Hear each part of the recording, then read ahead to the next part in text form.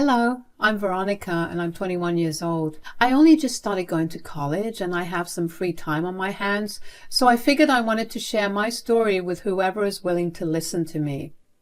The reason that I only just started going to college was because I had very crappy parents and an amazing grandmother.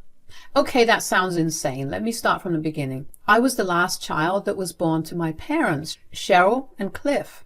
My parents had 3 other kids before me, and I was supposed to be the last one they had.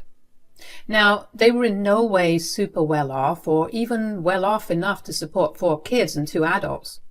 They still decided to have so many kids. What they weren't ready for at all was that I was born with a birth defect. I was born a healthy baby, or so they thought.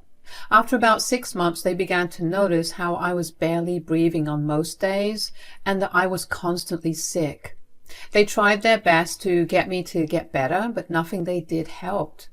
Eventually, they took me to the doctor, where I got diagnosed with an acute form of congenital heart defect. Honestly, I don't even know how the doctors missed that at the time of my birth, but really, I'm just grateful that I got to live past that. My parents, however, were very unhappy with the diagnosis. They went to tell my grandma, Rhea, about it as soon as they got the results about my tests. "Oh, hi guys, what brings you here today?" "Well, we need to tell you something important." "Oh no, is it bad?" "You know what? Why don't you come in? I have some freshly brewed hot coffee here." "That would be lovely, Mom." "So, what's going on?" "So, you know how Veronica has been sick for a really long time?" "Yes, I've been begging both of you to take her to the doctor." "Well, we did when it got really bad. She was barely breathing and had put on barely any weight in the last few months." "Oh no, what did the doctor say?" "They ran a lot of tests on her and they diagnosed her with CHD, or congenital heart defect." "Oh my, that sounds really serious. Will she be okay?" "Thankfully, yes, she'll be able to live because she has an acute form of the defect." "If it's a heart thing, why didn't the doctor catch it at the time of birth?" "Apparently the doctor heard nothing wrong at the time of birth, so it must have developed later on for her." "So what's the treatment like?" "It's going to be a lot of medication because she's still too young for surgery, and not to mention we don't have that kind of money for surgery right now." "I understand. If you need any help whatsoever with her, you can ask me." "Thanks a lot, Rhea." "Oh, come on, what's a grandmother for?" According to my grandmother, who, by the way, is the reason I know all of this to begin with, my parents seemed relieved that they had someone to count on if they needed help. My grandmother had been trying to keep her space from them before me because she was very disapproving of them having kids they could not afford. But she saw that I needed help and she decided that it was time to step in and help me out. So for the next 2 months, Grandma took care of all my medical expenses. My parents only had to look after me, but they apparently couldn't even do that much. I was barely kept alive in their house. Both of them worked so much that I had no one to actually look after me. The responsibility of taking care of me fell on my older siblings, who began to grow resentful of me because I was stealing their free time from them. That's not really something I can hold against them too. I mean, I would have felt the same way too if I was in their position. Anyway, my parents decided that taking care of me was creating too much chaos back at home. They wanted nothing to do with me and tried their best to hand me off to any family member who would take a sick baby. Of course, they didn't really have that many family members to hand me off to. My mom's parents passed away a few years before I was born, and her sister lived in Germany, where she was strictly against having any kids whatsoever. My dad only had his mom, my grandma, as he was an only child whose father died when he was 20. So, with no one else to turn to, they showed up at my grandma's place one cold winter morning and dropped me off there. My grandma opened the door to my mom standing there and my dad waiting in the car on the road. That was the first time my grandma actually saw me. Hello. Oh my, look who's here. Hi, Veronica. Hi. Cliff and I need a break from this. This? You mean Veronica? Yeah. You don't understand how exhausting it is to take care of her when she's so chronically ill. Well, yes. She has a genetic defect. Of course it's going to be hard, but as parents you have no other choice but to take care of her. Sure, but that would have been easy if she was our only child. You have no idea the amount of fights that break out at home because my other 3 children feel like they aren't being given the same amount of attention as Veronica. Cheryl, that just seems like bad parenting on yours and Cliff's part. You should be teaching the rest of your children about empathy and kindness. And you two need to make separate time for them whenever you can. Taking a break from Veronica is not going to solve all your issues. Look, I get what you're saying, but I'm so physically and mentally burnt out that I want nothing to do with this child. I only came here because you are our children's last living grandparent. If you want to take her, you take her, or else just give her up to Child Protective Services. What are you talking about? You can't do this to your own child. If you think I'm a terrible mother, why don't you try taking care of this thing for a while, and then you'll understand where I'm coming from. She's such a burden to take care of. She's only a child. You barely gave her 2 months since the diagnosis. You can't abandon her like this. Veronica will ruin everything in the future as well. I can just see myself and Cliff taking care of her even when we're your age. That is not a life I want to live. Cheryl, when she's old enough, she can get surgery and she'll be fine. You won't be taking care of her forever. Oh, yeah? Then who's going to pay for the surgery? We have 5 mouths to feed right now, excluding Veronica. You think money is just rolling into our house? Nobody asked you guys to have more kids than you can provide for. I told you I could pay for the surgery when she's older. Since you're already planning on paying for her surgery, why don't you just keep her and raise her? That's not... Cliff's waiting for me in the car. I will never speak to either of you again. Mark my words. We'll deal with it. My grandmother was beyond shocked at the way my parents just abandoned me immediately. They refused to take care of a child that they produced, all because they believed that the child would be too much of a burden. Did they not realize what they signed up for the second they got pregnant? Having a child meant, as a parent, you had to be prepared for everything that was going to get thrown your way, even if that meant genetic defects or disabilities. My grandma struggled with taking care of me because she was already pretty old to be raising another child, and she also had to do it all alone. If there's one thing, she was very adamant about keeping me with her. She refused to let me get into the system because she knew what the system tended to do to kids. She wanted me to grow up as well as I could. For the next 10 years, my grandmother essentially became a mother figure to me. Although Grandma was very insistent that I called her Grandma because she wanted it that way, as per her, my parents never contacted her after they dropped me off, and as far as she was concerned, they never spoke to her after that. A few months after my 10th birthday, my grandma told me that she had some news for me. I have some news, sweetie. Yes, Grandma? So I was looking into your heart condition, and after speaking with a few doctors, I realized that now is the right time for you to get your surgery. Really? You can get your heart fixed, and then you can live a long, healthy life. And then Mom and Dad will come and get me back? I don't know about that, sweetheart. Why do you want them back so badly? Am I not caring enough? Am I doing something wrong that you don't like? No, it's just that all the other kids at school have their parents, and I just wanted to see mine. I barely even remember them. I know, sweetie, but if it's any consolation, I'll be here no matter what. I will tell your parents about your surgery. If they show up, that's great, but if they don't, I don't want you to be too disappointed. I'll try. Just remember that you'll have a brand new heart after the surgery.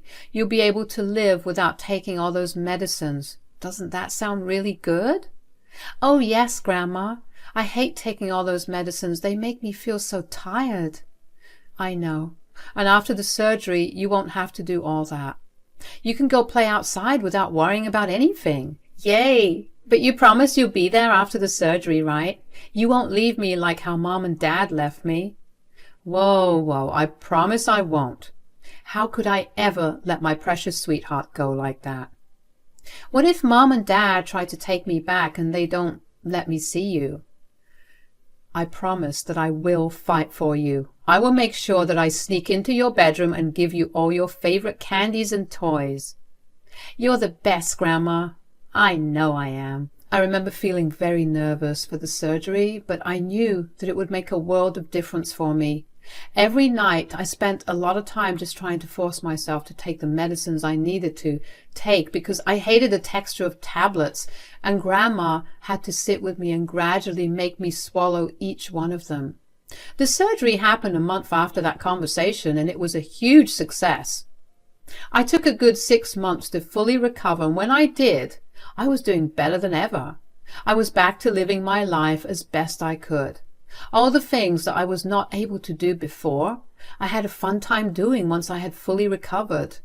It was even more enjoyable for Grandma because she got to see me happier than I ever was. She was glad that she was able to make my life a lot better than what it was. She, of course, did try to reach out to my parents multiple times before, during and after my surgery, but they never responded, probably because they must have blocked her. Anyways, eventually my life began to come together. I was done with middle and then high school. I was working a part-time job at the local cafe, and I was doing better than I would have if I was in my parents' care. And it was one day after I returned home from work that I walked into the house only to see my grandma collapsed on the floor. I panicked and called 911 immediately. I tried to give her CPR, but it did not seem to work. Thankfully, the ambulance got to Grandma fast and she was taken into the ER. Once there, I was told that she had a heart attack. Before I could even react, I was guided to complete some paperwork, and when I finally returned to the room, Grandma was waking up. Oh my God, what happened? Where am I? Grandma, oh, thank God you're awake. Well, yes, but what even happened? You had a heart attack. Thankfully, it wasn't too serious. I had a heart attack? Yeah, the doctor said that it was brought on due to your age and your diet. So there's going to be some real heavy restrictions on what you eat, and you're going to have to start exercising every day now. Oh, hell, I don't care about all that.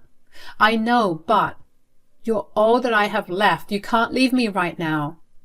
Oh, sweetie, you're right. I haven't even asked you how you're doing. I'm okay. I was really scared, though. If I didn't come back home in time... Shh, don't think about the what-ifs. Everything worked out fine, and I promise you that I'll take better care of myself right now. I'm way too young to leave you. That's true. Although this has made me think about redoing my will. Don't speak like you'll pass away any minute now. No, it's just all of this was so sudden. Who knows what will happen even tomorrow? I didn't wake up this morning anticipating a heart attack. I just want you to be well taken care of after I go, too. You're right. So what are you going to do about your will? As soon as I get out of here, I'll contact my lawyer and have him revise everything. At first, everything was going to go to your father, but now I don't think so. You'll get everything. Me? Why me? I didn't do anything much. Sure, but I raised you like you were my own child. You've been there with me these past 18 years while your dad hasn't even attempted to call me even once since he left you with me. I don't want my remaining things to go to someone who's so selfish. Well, whatever you choose to do, I'll support you. I just want you here, and that's more than enough. I was still reeling in from the fact that Grandmother, my only family, almost died. If I had been even a minute late, I would not have been able to see her alive. I felt hollow for a long time after that. The only thing that kept me alive and a little alert was the fact that even when she was close to death, my grandmother still only cared for me and my well-being. Grandma got discharged from the hospital about a week later, and as soon as she was out, she contacted her lawyer. I was tasked with driving her around as she made some final amends to her will and also got other documentation in order so I could have a smooth time after she was gone. Of course, there was this huge air of sadness during this time, but it still warmed my heart to see Grandma work so hard for me, even when I was old enough to take care of myself. The 2 years after that, Grandma's health rapidly deteriorated. Towards the end of her life, she slipped into a coma. I was an inconsolable mess. I wanted nothing more than for her to wake up and console me, but that would not be possible. Since she was my dad's mom, I figured that he'd at least want to see her before she died. I couldn't reach their numbers, but I happened to find their email IDs, so I sent them an email telling them about Grandma's nearing end, and I never got a response from them even after her death. After Grandma's death, I was a mess. I spiraled into depression because it finally settled in me just how lonely I really was. I had no family and barely a few friends.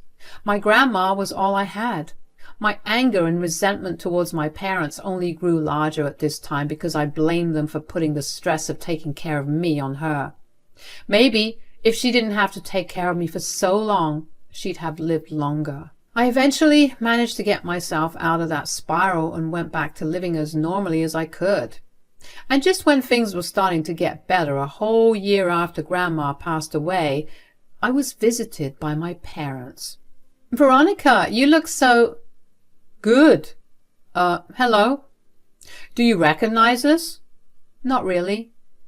"Of course, it's been a very long time since we last saw each other. I'm your mother, Cheryl." "And I'm your father, Cliff." "Oh, hi. What brought you guys here?" "We only just heard about Ria's passing away. We came by to offer our condolences." "Right. You're 1 year too late for that." "Oh, I know that you have every right to be mad at us, but could you cut us some slack? We only just found out about it. I literally emailed both of you about it, and you never got back."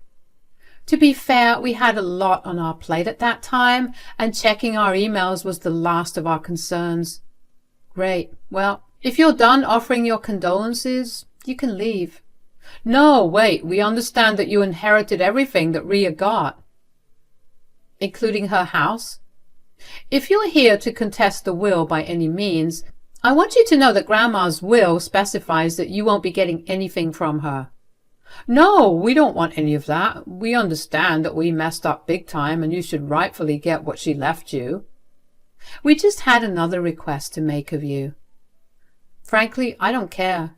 I don't think I should even be listening to you right now. Just please give us 2 minutes. "Fine. What is it?" "Well, Cheryl and I ended up moving into an apartment after our kids left the home for college.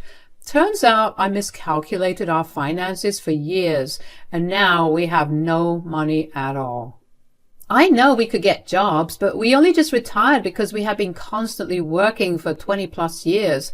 I think we deserve a break, isn't it?" "Well, if you don't have the money to survive, you will need to work. You can't afford a break." "Yes, but now we got evicted from our apartment for not having paid rent for the past 2 months, and we were wondering if we could move in with you for a while." "Why won't your other children help?" "Oh, they're all way too busy with their own lives, plus they have their own kids to handle now." "So let me get this straight. The kids you valued over me abandoned you in your time of need?" My, the irony is hilarious." "There's no need to be such a jerk about it. Just give us an answer, yes or no." "Honestly, I would love to, but I think you'd be too much of a burden to look after, so hard pass."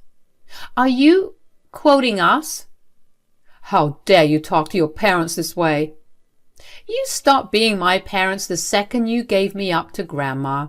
She was the one who raised me and took care of me. You have no right to behave like my parents now." "We have every right to be that way.